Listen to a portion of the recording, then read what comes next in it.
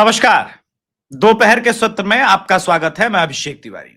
बिहार के पटना के गांधी मैदान में जो भाषा बोली गई है आज, वो भाषा किसकी भाषा है? वो भाषा यूएस की भाषा है। और ये यूएस की भाषा कल बोली गई थी रात में, यानी जब यूएस में दिन था। वही भाषा पटना के गांधी मैदान से महागठबंधन ने लाया। पहले बार इसकी समीक्षा करेंगे, किंतु उससे पहले जो बड़ा ब्रेकिंग न्यूज है, जो बड़ा खुलासा है, जो आपको हिला के रख देगा कि प्रधानमंत्री नरेंद्र मोदी जी को जो मां की गाली मिली, उस गाली के लिए रिहर्सल कराया गया, उस गाली को प्रैक्टिस कराया गया था कि कैसे देना है। उस गाली दिलाने की योजना कांग्रेस के द्वारा 3 दिन पहले बनाई गई थी। यह बात मैं नहीं कह रहा, ये बात अखबार की वो कटिंग कह रही है जिसे देख के आप चौंक जाएंगे। पीएम को अपशब्द कहने की पहले से थी तैयारी। बिहार के दरभंगा में, ठीक है, बिहार के दरभंगा में वोट अधिकार यात्रा के दौरान प्रधानमंत्री और उनकी दिवंगत मां को अपशब्द कहने की तैयारी हो गई थी। कहने का वीडियो रिकॉर्ड करके उसे इंटरनेट और मीडिया पर प्रसारित करने का प्लान था।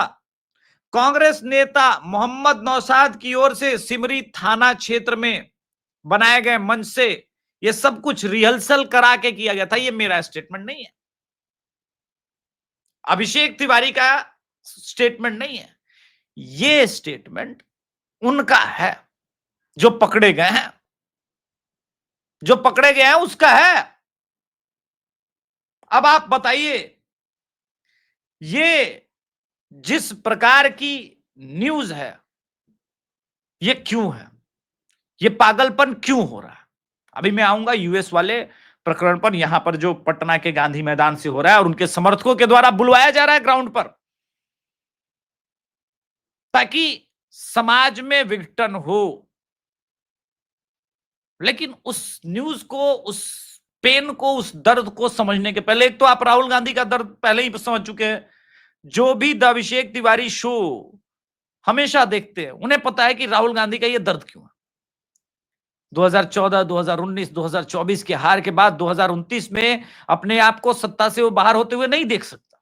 उसकी विवशता है, वो भारत को तोड़ेगा, हिंदुओं में वार कराए, जाति के नाम पे संघर्ष कराए, रवांडा जैसी स्थिति उत्पन्न करा दे, वो सब कुछ उसे मंजूर है। सत्ता चाहिए, सत्ता किसी कीमत पर, चाहे आपको यूएस के कहने पर काम करना पड़े। और अब डोनाल्ड ट्रंप के सलाहकार, ठीक है, पीटर नारावो, टीम ट्रंप, उनके भाषण ने पूरे सिस्टम को हिला दिया है। मतलब पागलपन इतना कि आपको लगेगा कि भाई ये आदमी यूएस का सलाहकार है या अखिलेश यादव का या लालू प्रसाद यादव के बेटे तेज प्रताप यादव का। पहले वो सुन लेते हैं। So I would look. Modi's a great leader. I don't understand why he's getting to bed with Putin and Xi Jinping when he's the biggest democracy in the world. So I would just simply say to the Indian people, please understand what's going on here. You got Brahmins profiteering at the expense of the. ये पूरी तरह से पागलपन, ये जो बौखलाहट है, इसे आप जैसे देखना चाहे देखें कि भाई एक आदमी है जो कह रहा है कि भारत रशिया से तेल ले रहा है और ब्राह्मण उससे धनवान हो रहे हैं। आप पागलपन का दशा समझिए, क्योंकि जब से पता चला है कि ब्राह्मण वाला ये जो तेल है, ब्राह्मण कंपनियां खरीद रही हैं, साला अखिलेश यादव और तेजस्वी यादव के लिए रिस्पेक्ट हो गया हमको, उनका इंटेलेक्ट ज्यादा दिखता है। खैर, ये पता चल गया कि यूएस एंटी ब्राह्मण राजनीति कांग्रेस से, तेजस्वी यादव से या अखिलेश यादव से करवा रही है। यह क्लियर हो गया। यहां से जाने अनजाने में ये बोल गए। एंटी ब्राह्मण राजनीति शुरू हुआ, एंटी क्षत्रिय होगा, एंटी कुर्मी होगा, एंटी कोयरी होगा, मतलब हर चीज में जाति में बांटेंगे और कास्ट में डिवाइड करके हिंदुओं को बर्बाद करने का प्लानिंग जाने अनजाने में यूएस ने रिवील कर दिया। अब मैंने कहा कि जो यूएस की बात है वो पटना के गांधी मैदान में हो रही है, यही मैंने कहा है, इसको साबित कर रहा हूं। पहले हम उस ब्रॉडर पर्सपेक्टिव को देखें कि भाई ये तिलमिलाहट है किस बात की, ये किस बात की तिलमिलाहट है।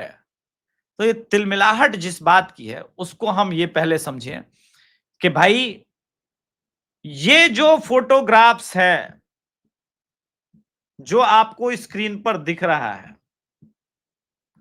ये फोटोग्राफ्स विचलित करते हैं इनको, ठीक है। ये ठीक ऐसा ही है जैसा कि बुरा लगता है, बुरा लगता है, दिल से बुरा लगता है, ठीक है। एक तो स्क्रीनशॉट हमने दिखा दिया, लेकिन आप समझिए इस फोटोग्राफ को कि ये ईयू के लिए या यूएस वालों के लिए मेल्ट डाउन वाला है कि नहीं भाई। आप तकलीफ समझो ना, पहले जब तक आप तकलीफ नहीं समझेंगे आपको समझ में नहीं आएगा। यूएस नंबर 1 है, ठीक है, लेकिन 2, 3, 4 वैश्विक शक्ति के हिसाब से कौन है? कौन है? यही तो है। यानी यूएस को छोड़ दे तो 2, 3, 4 एक साथ खड़े हैं। अगर जापान को कैलकुलेट कर लेंगे तो 2, 3, 4, 5 यहां यू वाले है भी नहीं। बुरा नहीं लगा होगा, इसीलिए वो स्टेटमेंट आया। अब मैंने कहा कि पटना के गांधी मैदान में भी ये हो रहा है, बिल्कुल मैंने बहुत जिम्मेदारी से ये बातें कही है, लेकिन उस बात को समझने से पहले आपको एक वीडियो दिखाता हूं जो सुबह सुबह हमारे मित्र ने भेजा है। और ये चूंकि मैं पटना के में ही हूं, मैं रिपोर्टिंग पटना से ही कर रहा हूं, तो फैक्चुअल ग्राउंड रिपोर्टिंग दे रहा हूं आपको। इस झंडे को जरा ध्यान से देखिए, इसके बाद हम एक्सप्लेन करेंगे चीजों को। इस झंडे को अगर आप ध्यान से देखेंगे, ये जो वोट अधिकार यात्रा के लोग जा रहे हैं, इसमें आपको कहीं दिख रहा है लेफ्ट है, राजद है, सिर्फ कांग्रेस का झंडा दिख रहा है। अब बहुत सारे लोग कहेंगे कि भाई ये तो सिर्फ कांग्रेस ही हो सकते हैं। नहीं, तो आप टोपी से ध्यान दे देखेंगे तो आपको पता चल जाएगा। राजद को समझ में नहीं आ रहा है, राजद अंतिम समय में झंडा बंटवाएगी वो और बात है, लेकिन राजद का तो काम हो गया। अब समझिए कि इनका क्या स्थिति है। यह भीड़ आ कहां से रही है कांग्रेस के लिए? पटना के गांधी मैदान में, उसको भी एक्सप्लेन कर रहा हूं। पटना के गांधी मैदान में ये जो भीड़ आपको दिख रही है ना, ये भीड़ आपको दिखेगी कहां से? महागामा विधानसभा। कहां है? कहां की ये है? झारखंड की जनता की सरकार आ गई महागामा से गाड़ी लेकर के। हो गया, भीड़ हो गया। श्रीमती दीपिका पांडे सिंह हो गई, पांडे भी लगा लिया, सिंह भी लगा लिया, हिंदू से तो कोई मतलब है नहीं। दरअसल ये लोग मूलतः तो ईसाई और इस्लामिस्ट हो गया ना, दो ही चीज है। जैसे जोशुआ प्रोजेक्ट में एक तरफ हिंदू है, दूसरी तरफ इस्लामिस्ट और ईसाई, इसको आप लोग समझ लीजिए। अब ये भारत सूरज 4 बजे की तस्वीर है, ये लोग जा रहे हैं, बहुत बढ़िया। ये कौन है भाई साहब? ये एक पत्रकार है जो कि उन्होंने आया। अब आप देखिए इस तस्वीर को ध्यान से। सोनिया गांधी, राहुल गांधी, ये महागठबंधन का नेता इस कटआउट में है महागठबंधन का नेता है ही नहीं। अब ये क्यों है जानते हैं? वो दिखा रहे हैं जबरदस्त। पहले कल जो विवाद हुआ था उस पे आते। इलेक्शन कमीशन की प्रेस विज्ञप्ति। इंडियन नेशनल कांग्रेस जिला कमेटी के अध्यक्षों ने जिला निर्वाचन अधिकारियों को बिहार में 89 लाख लोगों को मतदाता सूची से काटने के लिए पिछले 2 दिनों में पत्र दिए। ऐसे कैसे 89 लाख लोगों का नाम काट देगा? जोड़वाने का नहीं है। नियम अनुसार चुनाव आयोग के निर्देशों के अंतर्गत कोई भी नाम काटने की आपत्ति निर्वाचन पंजीयन नियम 1960 के नियम 13 के तहत सिर्फ फॉर्म 7 में दी जा सकती है। लेटर पैड पे, कांग्रेस के लेटर पैड पे नहीं दे सकते। मेरा नाम कटवाना है तो फॉर्म 7 में भर के दो, फिर वो भी मुझसे पूछेगा कि अभिषेक तुम अपना डॉक्यूमेंट दो, नहीं तो काट देंगे। बूथ लेवल एजेंट्स जो राजनीतिक दलों के द्वारा नियुक्त किए जाते हैं, मतलब बीएलए, निर्धारित प्रपत्र लोक प्रतिनिधित्व नियम 1950 की धारा 31 के अनुसार घोषणा के साथ दिया जा सकता है। कांग्रेसियों को आपको नियम कानून पता नहीं है, संविधान का खाली किताब हाथ में लेके चलते हैं। संविधान क्या कहता है ये आपको नहीं देखना है। पॉइंट नंबर 3, माननीय उच्चतम न्यायालय ने भी 22/8/2025 के अंतरिम आदेश में यह स्पष्ट किया है कि 12 राजनीतिक दलों के द्वारा प्रारूप मतदाता की सूची में कोई भी गलत नाम की जानकारी संबंधित निर्वाचन पदाधिकारी को निर्धारित रूप में जमा की जाए। यह आपको पता नहीं है। अंतिम, इस दौरान यह अपेक्षित है कि करीब 89 लाख मतदाता, जो कि एक बहुत बड़ी संख्या है, के नाम काटने की प्रक्रिया शुरू करने से पहले निर्वाचन पंजीकरण अधिकारी जिला कांग्रेस कमेटी के अध्यक्षों से निर्वाचक पंजी नियम 1960 के नियम 2013 बी के अंतर्गत विवेकानुसार निर्धारित शपथ लेने के बाद ही काटने की बात। मतलब रैंडमली 89 लोग का नाम कटवा देंगे। एसआईआर में नाम काटने का था, ठीक है, तो चुनाव आयोग का काम है। आपको तकलीफ है, इसलिए मैंने कहा कि ये 89 लाख लोग कौन हो सकते हैं। किसी ने सोचा ये यूएस से राजनीति संचालित हो रही है। सवर्णों का ब्लाइंडली काट दो, पहले तो सबका वोटर आईडी कार्ड से नाम हटवा दो।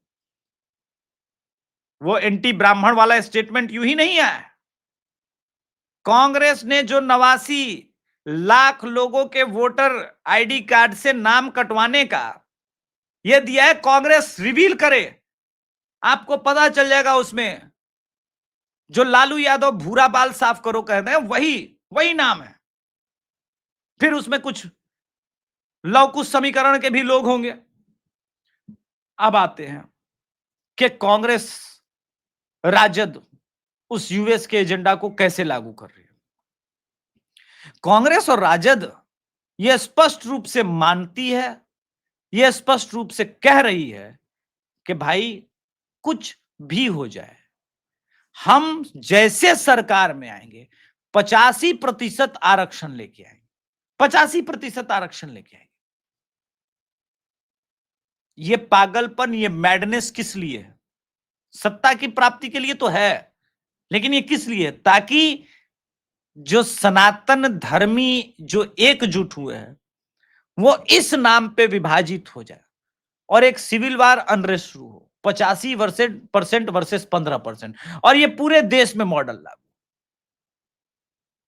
और पूरे भारत को उसके बाद ब्राह्मण विहीन, क्षत्रिय विहीन, भूमिहार विहीन, लाला विहीन ये करने का हम शुरू कर देंगे। इसमें से हो सकता है सनातन धर्म के प्रति समर्पित बहुत सारे लौकुश समीकरण के लोग ना आए, बहुत सारा ओबीसी ना आए, लेकिन यादव मुस्लिम तो आ जाए। सड़क पर लड़ाई लड़ेंगे, सड़क पर उत्पात मचाएंगे। ये जो यूएस का खतरनाक प्लान है वो पटना के गांधी मैदान से रिवील हो रहा है। पटना के गांधी मैदान से रिवील हो रहा है। आश्चर्यजनक चीजें घट रही हैं मित्रों, बहुत आश्चर्यजनक चीजें।